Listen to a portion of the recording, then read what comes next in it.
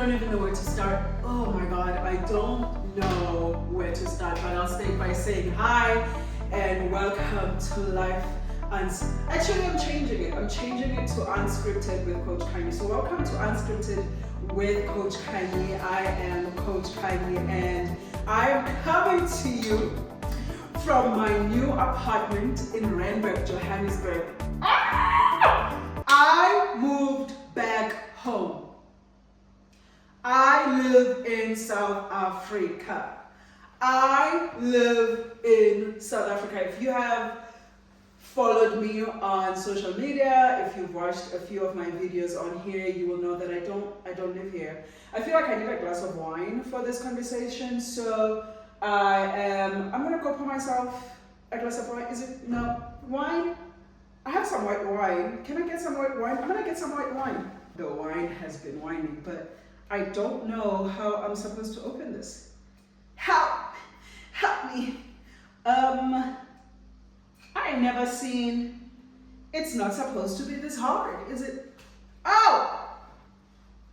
It's a twister. I made it hard for myself. Shit. That's life, isn't it?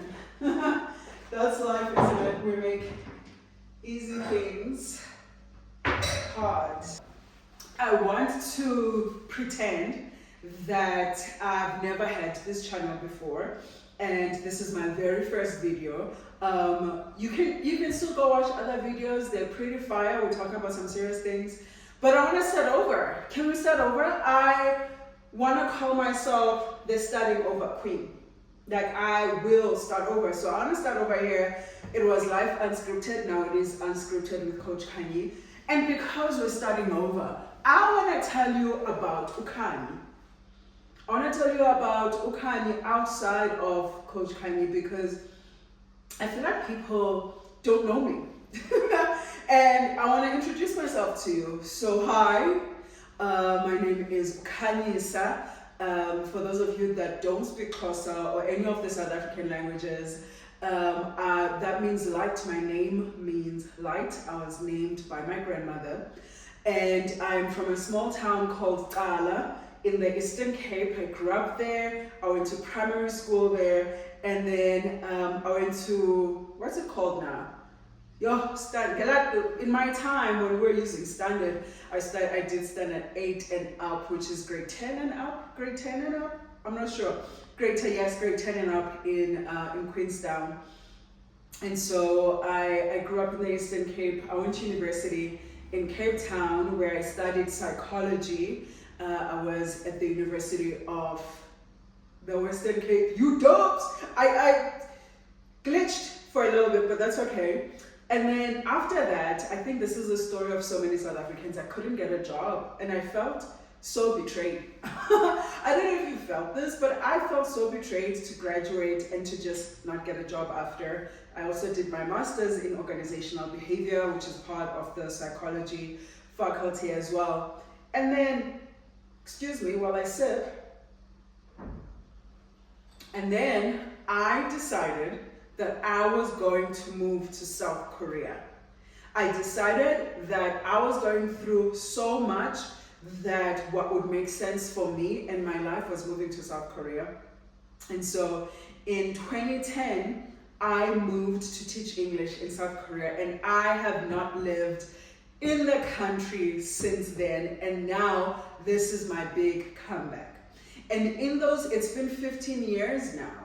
And in those 15 years, I've traveled to over 40 countries. I've lived, I've lived in South Korea, Thailand, Malaysia, the Philippines, Costa Rica, and the United States. I was in the US for the past 5 years. So I am feeling like I'm enjoying this big return.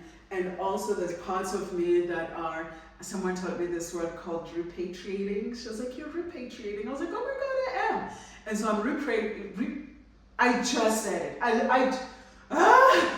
English, you know. But what I want to let you in on is the story of Coach Khanyi. What led to coaching as a career. what is my story of origin. So like I told you, I was actually not born in Ghana. I was born in a small town also in the Eastern Cape called Whittlesea. So story goes, my mom is 18, she gets pregnant, she gives birth to me. I think she was 19 by the time she was giving birth to me, and it was hard for my grandparents to accept that she was pregnant, so they sent, this is like a very paraphrased version of the story, okay? So they sent her to Whittlesea to live with my grandmother's brother and his family. So I was born in my grandmother's brother's care. So I was born in Whittlesea, and then I was shipped off back to Italy with my mom, where I will stand on this. I was my grandfather's favorite grandchild. He absolutely adored me. Grew up with them. My grandmother was a prison cook, and my grandfather was a priest of a small church. So we grew up in extreme poverty. We grew up really, really poor. I remember I was saying to a friend recently, I was like, have you ever been so hungry? And you know that when you get home, there's no food. And you just hope for the best. You hope that somehow food will come. And I was lucky. I think my grandmother being a prison cook, I was lucky because in those times she would, I don't know if I can say this and not be in trouble, but she would steal food from the prisoners. And there were days where before school, I would have to go to the prison where she was cooking to have breakfast. After school, I would go there for lunch. When she was dishing out dinner, I would go there for dinner. This is a story that my cousins share as well, where we lived like that, you know. And then when I moved to Queenstown for high school, I stayed with my father and with my mom and her husband. I didn't meet my dad until I was 13 years old. He, you know, was just like, oh, I'll make a baby and leave. And so when I was 13, I met him. But when I was in high school, I was with my mom and her husband, and he was not the nicest of stepfathers. And when I share my story of learning people pleasing as a behavior, I got a coach, I'm sorry, I can't not do it, I can't not do it. One of the ways in which I really practice the skill of people pleasing and rooted it in like this toxic amount of empathy was surviving my stepfather. I had to people please to feel safe around him. I remember sharing with someone that I would know what type of drunk he was by how he would breathe. Just like the first words of like angry drunk, loving drunk, emotional drunk, all of these things. I remember having to study him in order to keep myself safe. And in studying him in order to keep myself safe, I then took that and did it in all my relationships, where I would contort behavior in order to keep myself safe. Did it work for me? No. Does it ever work for anyone? No. And then in 2002, my mom dies. I'm 18 years old, and I fail. I don't fail. My name was on the paper, which was by the grace of God, really. But I didn't get good enough grades to finish, to enter university. So I came to live in Joburg with now my father and his family. And that wasn't fun either. I did not have a good time. I was going through grief with my mom. I was living with a stepmother that didn't want me. And so I experienced a lot of rejection and abandonment in that household. So I could not wait for that year to end. When it ended, I went back home to be with my grandmother, Itala, and then that's when I went to university in Cape Town. Finished university, now I'm like, no job, as I told you in the beginning, and I am going to South Korea, so I've been outside. And the question that people ask me is, how did you land on life coaching as a career then? It is. It is 2020. I have a new partner. Well, she wasn't new now. We've been together we started dating in 2018, so we've been together for about 2 years at this point, and we are stuck in Seattle. We flew, I remember, it's March 2020, everything is shutting down. I remember feeling like COVID was chasing us and we were just one step ahead. Because when we left South Africa, the next day they shut down. We arrived in New York 2 days after they shut down. We arrived in Seattle 2 days after. It just felt like COVID was like, you better run.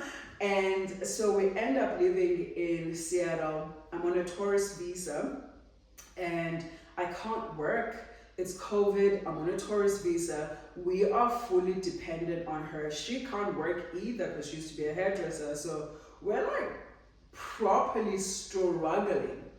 And then I remember sitting with myself. I love telling the story so much. I remember sitting with myself in that tiny apartment. It was probably, that whole apartment was probably the size of this, like my living room and my kitchen now. And I said to myself, there has to be purpose in my pain.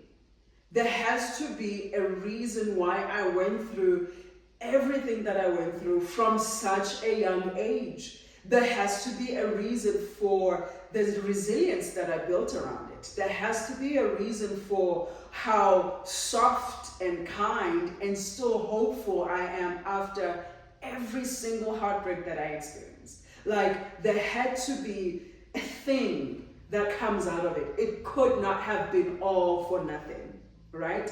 And I was like, I want to find the purpose in my pain.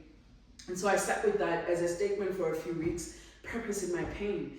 And then I watched people like Jay Shetty. I watched people like Mel Robinson. I went back to that little girl. And I was like, what did that little girl enjoy? What did that young Khanyi love? And I remember thinking, oh my God, when everyone like after school or went to Mariello. I remember when kids would go and play tennis and soccer and stay back with boyfriends and hang out. I was a born again Christian, so I didn't do the staying back with boys, closeted gay. There's so much to tell you. I want to tell you everything. But I remember I was running home to watch Ricky Lake, to watch Dr. Phil, to watch Oprah, to watch my girl, Nolene Mahulwana Sanu. No one said her name better than herself. Nolene Mahulwana Sanu. Like, you gotta get that click right. And I remember being so encapsulated. I would sit in front of that TV and just take it all in. I enjoyed the connection they had with human beings. I enjoyed listening to those stories of human beings. I enjoyed just people. So this year in 2020, I'm thinking about what do these people do about Jay Shetty and about Mel Robinson, and I found out they're life coaches. And then I dig some more. I'm like, oh my God, Oprah has a life coach. Oh my God, Iyanla Vanzant is a life coach. These people are using their story. You know the story of Jay Shetty, how he went from being broke in London and he was a monk and now he's a life coach. And then I watched the type of content they were creating about Trent Shelton, and I'm sorry I don't have a lot of South African context about this, but I remember watching these people and being like, that's what I want to do. So at that time, I already had I went to study for 1 year in Costa Rica. This is why I lived in Costa Rica for a year. I did a master's program at a university called the University for Peace. It's in Costa Rica, and I studied gender and peace building, which is a course in social sciences. Another thing that's about human beings. We learned about nonviolent communication. This is why I work with couples. We learned how to facilitate difficult conversations and all of that. But I was like, it's not enough. I need more. How do I become a life coach? Excuse me, I burped. Sorry. And so I found out that I can do a course. When I tell you I applied myself, it felt like waking up on Christmas morning and getting exactly what you wanted in that box. And for me, that was like waking up, figuring out that there's a thing called a life coach, and I was going to be that thing. I was going to be that thing. So I got certified first in counseling, which the counseling certification, I actually did that years before when I was studying in, I'd always wanted to do this job. When I was teaching in Thailand, I taught in Thailand for a year at a monk university, and during school periods, I like to study. Like even right now, I'm studying trauma-informed coaching. I like to do courses, I like to learn, I like to develop myself. And so when I finished, when I was in Thailand, I got certified as a counselor. But then now I was like, nah, I don't just want to be a counselor, man. I want to be a life coach. So I got certified in that. But the certifications were not enough. I remember thinking, I love being a life coach, and I'm drawn so much to the word life in there. Not so much the coaching part. I was like, why is it I am turned on by the word life? And I was like, with all the degrees that I have, all the education that I've gotten, all the education I'm continuing to get, like I'm studying as we speak, what makes me effective is my life story. Why does that make me want to cry? I'm not gonna cry. It's my life story. It is that 9-year-old that watched her grandfather die and felt abandoned. It is that closeted teenager that was a born-again Christian and felt rejected and shameful. It is that 33-year-old that was cheated on by the love of her life in the Philippines. It is all the stories of my life. It is me really taking all that pain and turning it into purpose. That's not to say, when I coach, I'm constantly using my life, but there's something about being able to take a story circle and using it to help other people, and that's what my clients will tell you. And I'll tell you this, most of my reviews are about how I offer a space that is filled with compassion. One of the reasons I move with my life with that level of compassion is because of everything that I've been through, right? Okay, whew, had to say that. Anyway, so I finish, and then I'm like, okay, now how do we start a coaching business? So I'm like, I'm gonna create TikToks. My first TikToks were about, I don't even know. And then I didn't know my own voice. So I had lots of the time. I was watching Trent Shelton. I was like, I could be the female version of Trent Shelton. So if you watch my past videos, you would see that like I have some of his cadences, I have some of his mannerisms, because I was like, I'm gonna copy him. What you can also see is my voice shaking. And I'm telling you this part of the story because I want you to know that when you are studying a thing, it is okay to copy motherfuckers. Copy them, copy them until you find your groove within the thing. Mimic, learn and say, I want to sound like Jay, I want to sound like, copy me. If you like how I speak and how I go, hey baby, say hi baby. Maybe you say hi love, or maybe you say hi sweetheart. Find a thing that you resonate with, and you will see the more you do it. Because if you're not copying someone, you don't know how to do it. The more I did it, this is how I grew my social media. I was like, okay, oh, it sounds good when I speak like this. And then there was a thing where I was struggling with. I was like, okay, as a life coach, so much of what I'm saying has been said. And I think this was, I attended a Tony Robinson conference, and they were like, yeah, it's been said, but it hasn't been said by you. It hasn't been said by someone that has your context. It hasn't been said by someone that has your story. It hasn't been said by someone that has your accent. It hasn't been said by someone that speaks like you, holds themselves like you, because there are people that relate to you that have not heard it because it hasn't been said by you. And so if you even look at my context, come on, there is not much that I'm saying that has not been written, that has not been said. It's just that I'm saying it how I say it, and that's why it lands, and that's how it resonates with so many of you. So if there's a thing you want to do, a business, whatever it is, you want to get on social media, you want to be an influencer, what's the thing that interests you? Find someone that's doing it, because there is someone that's doing it. Find someone that's doing something similar and learn from them and study from them and try to connect with them. Read their books, consume their content. Don't be jealous. Fuck jealousy. Jealousy is not going to do shit for you. Okay? Jealousy is not going to do anything. If you envy someone, envy is a signal for desire. I'm going to say that one more time. Envy is a signal for desire. If you envy me, chances are I'm carrying something that you want to carry. So instead of being like, Coach Khanyi sucks and all of this, and I'm jealous of her, she ain't shit, she's not smart anyway, you can choose to do that.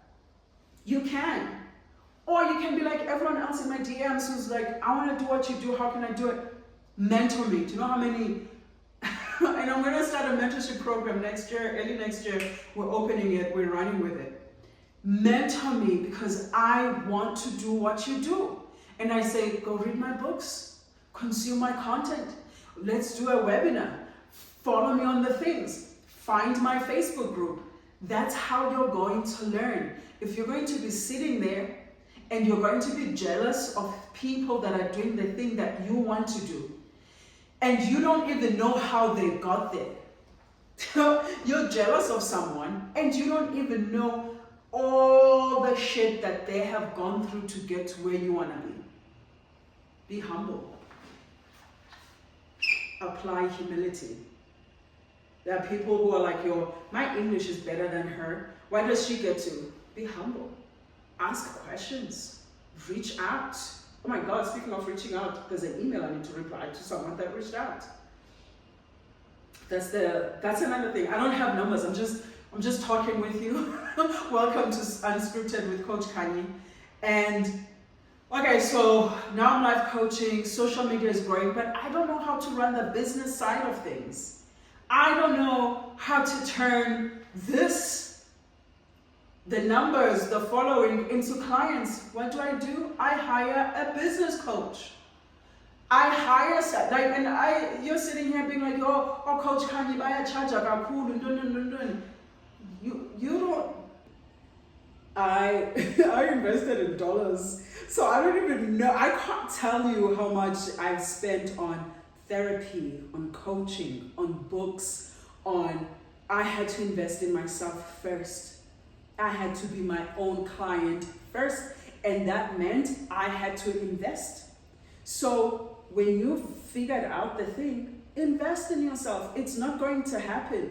Stop expecting people to do it for you for free. They're not going to. I don't give free coaching. If I give free coaching, I'm not going to afford my fancy apartment. I'm sorry. If I give people free books, I'm not going to afford my life.